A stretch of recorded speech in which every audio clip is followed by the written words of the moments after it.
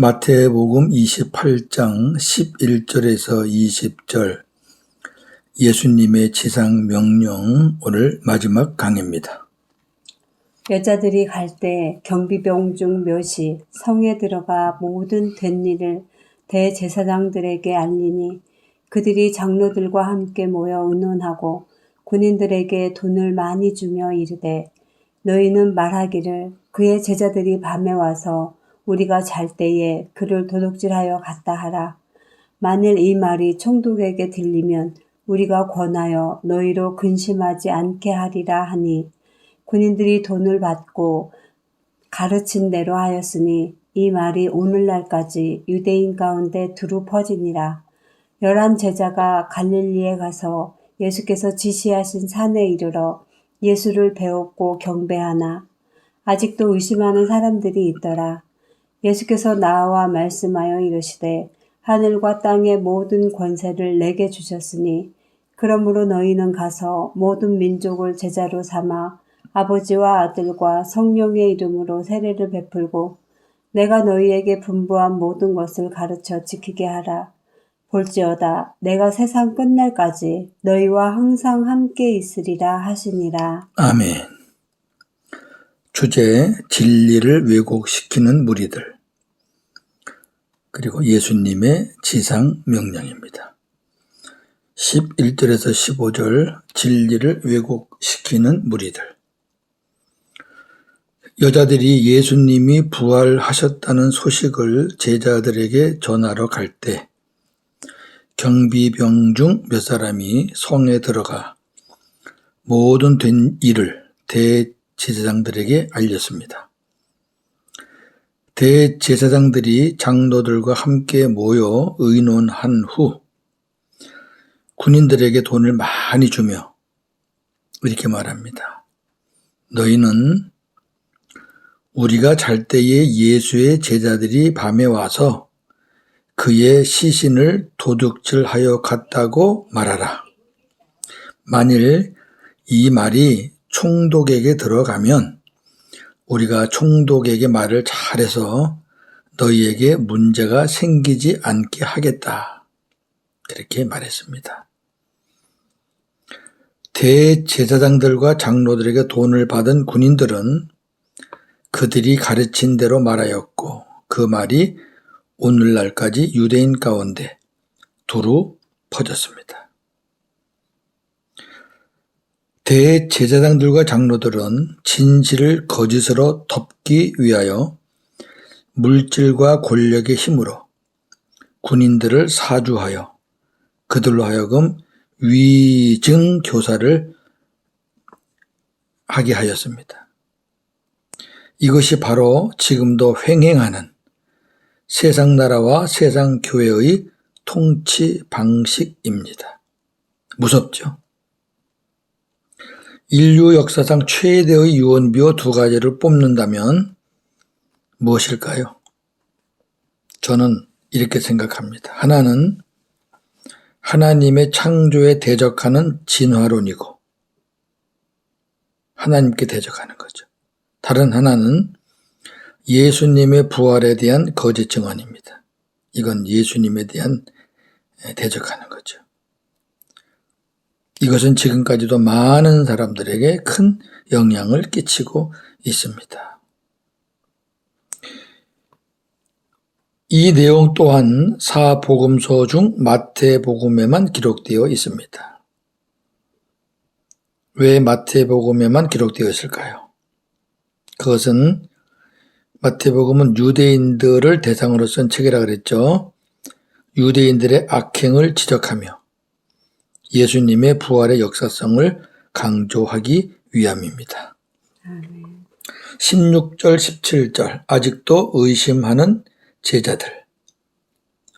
가룟 유다를 제외한 11 제자가 갈릴리에 가서 예수님께서 지시한 산에 이르러 예수님을 배웠고 경배하였죠.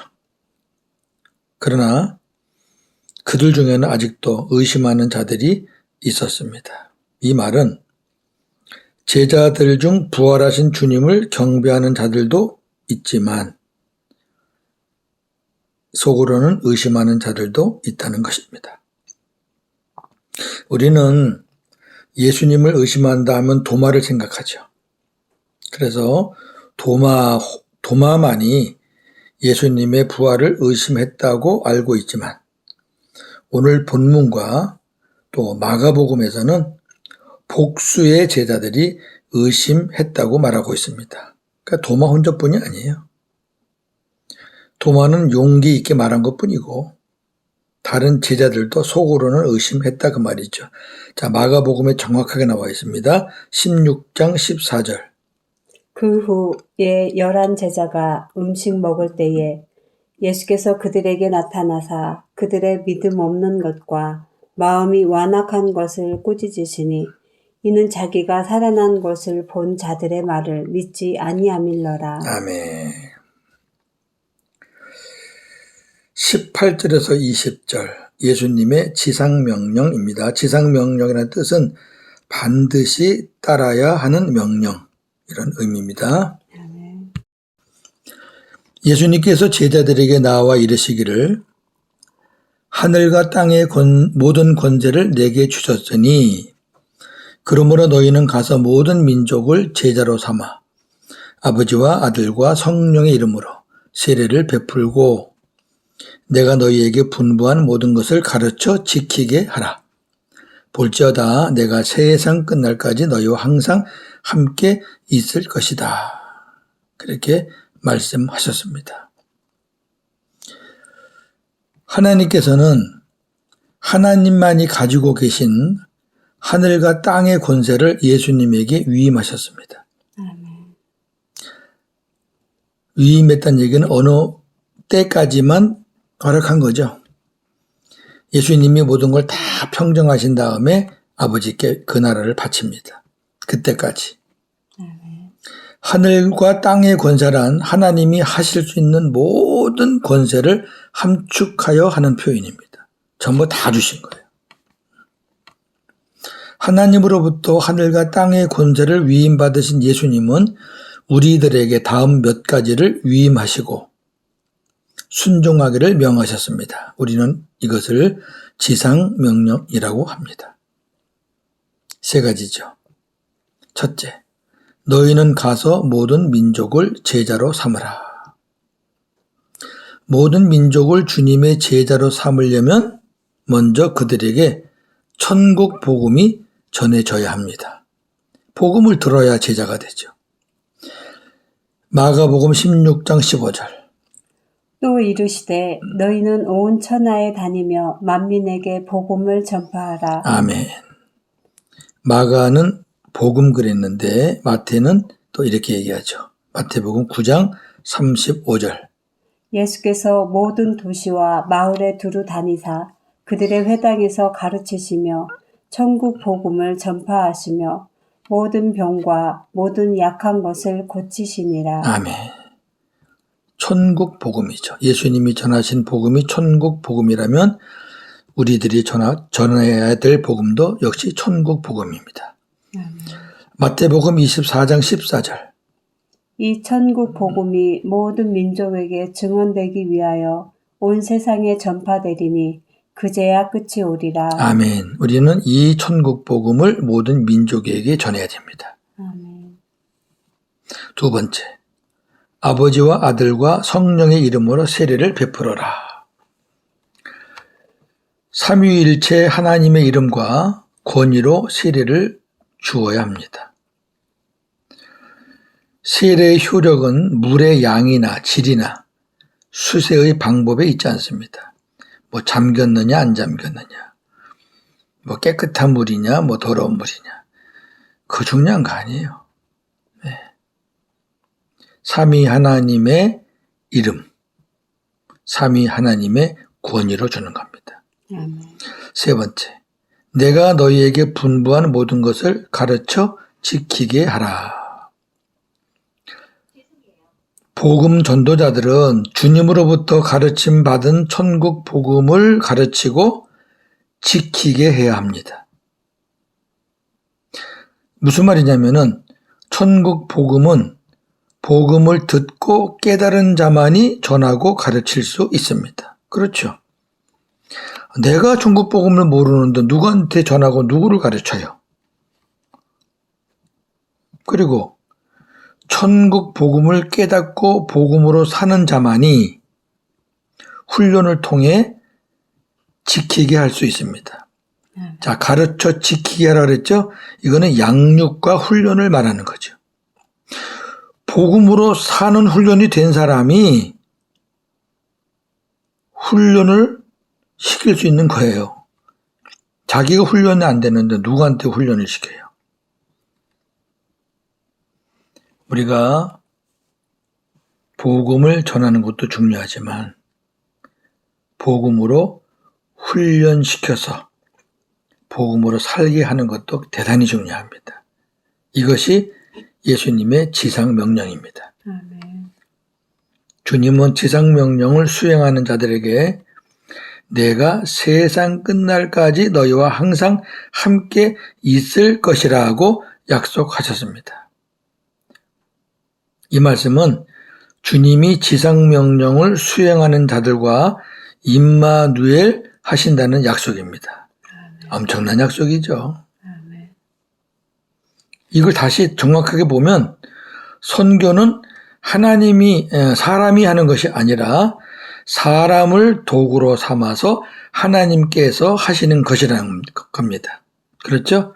내가 항상 함께 있을 것이다 이 말은 선교는 내가 하는 거야. 누굴 통해서? 너를 통해서.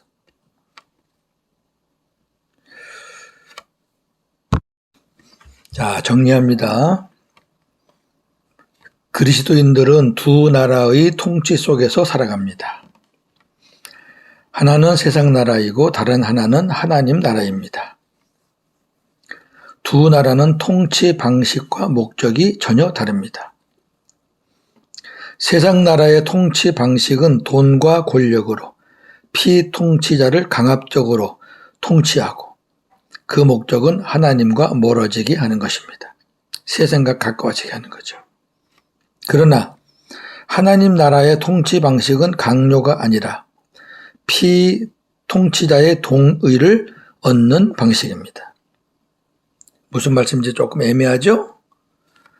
이런 말씀입니다. 하나님은 본래 인간이 하나님 나라의 통치에 동의할 수 없는 죄인임을 아시고 그들에게 예수 그리스도를 보내주시고 새 영과 새 마음을 주셔서 인간들이 주님의 마음으로 하나님께 동의할 때까지 사랑과 인내로 기다리시는 겁니다. 네. 하나님 나라의 통치 목적은 하나님과 가까워지고 하나님을 사랑하게 하기 위함입니다. 할렐루야. 네. 주님과 친밀해지는 거죠. 복음으로 사는 걸 말하는 겁니다. 우리의 마음을 강압적으로 움직이는 게 아니라 우리 마음에 그리스도를 주시고 새 영을 주시고 새 마음을 주셔서 우리가 그 마음으로 주님을 따를 수 있도록 하나님을 사랑할 수 있도록 그렇게 하신다는 거죠. 우리가 기억할 것은 주님은 아직도 주님의 부활을 의심하는 제자들에게까지 이 지상명령을 주셨다는 것입니다. 자, 보세요. 조금 아까 우리 본문을 봤죠. 의심하는 제자들도 있더라. 그리고 바로 지상명령이 나와요. 그러면 의심하는 제자들을 포함해서 이 명령을 주신 거죠. 의심하지 않는 제자도 있었고 의심하는 제자도 있었는데 그들 전체 11명에게 주신 거죠. 왜 그러셨을까? 이는 현재가 아닌 오순절 이후의 제자들을 바라보셨기 때문입니다. 굉장히 중요하죠. 하나님께서 우리에게 거룩한 사명, 복음 사역을 맡기실 때에도 마찬가지입니다. 현재 우리가 감당할 만한 믿음이 있어서가 아니에요. 우리의 미래를 보시고 맡기신 겁니다. 사도 바울도 그렇게 그거를 깨닫고 이렇게 고백했습니다. 디모데전서 1장 12절 13절. 나를 능하게 하신 그리스도 예수 우리 주께 내가 감사함은 나를 충성되이 여겨 내게 직분을 맡기심이니 내가 전에는 비방자요 박해자요 폭행자였으나 도리어 긍휼을 입은 것은 내가 믿지 아니할 때에 알지 못하고 행하였습니다. 아멘. 보세요. 나를 충성되이 여겨. 이 말은 충성스럽지 않은데 충성스럽다고 여겨주신 거예요. 아멘. 비방자, 박해자, 폭행자였어요. 그런데 하나님이 사도 바울을 에게 직분을 맡기신 것은 충성할 것을 믿고 맡기신 거죠. 아멘. 그걸 바울이 고백한 겁니다. 우리도 마찬가지예요. 우리가 뭐 잘나서 맡을 만한 자격이 있어서 그런 사람 없어요. 그렇게 말하면 그 문제죠. 아멘. 자, 충성되이 여겨. 뭐에 충성해야 되나요? 충성해야죠. 그러면 주님이 충성되이 여겨서 주셨으니까 충성해야죠. 오늘날 교회의 존재 이유와 성도들의 존재 이유는 단 한 가지입니다. 우리가 어디에 충성해야 돼요? 천국 복음을 전하며 주님의 지상 명령을 수행하는 것입니다. 할렐루야. 아멘. 오늘도 복음으로 승리하는 저와 여러분 되기를 주님의 이름으로 축원합니다. 아멘. 사랑하시는 우리 동역자 여러분들, 하나님의 은혜로 시작한 마태복음 강해가 9개월 만에 마치게 되어서 주님께 영광을 돌립니다. 마음과 기도로 함께해 주신 모든 분들께 감사드리며 잠깐의 휴식을 갖고 다시 뵙겠습니다. 코로나 막바지인데 늘 건강하시고 행복하시기를 기원합니다. 기도하겠습니다. 하나님 아버지 감사합니다.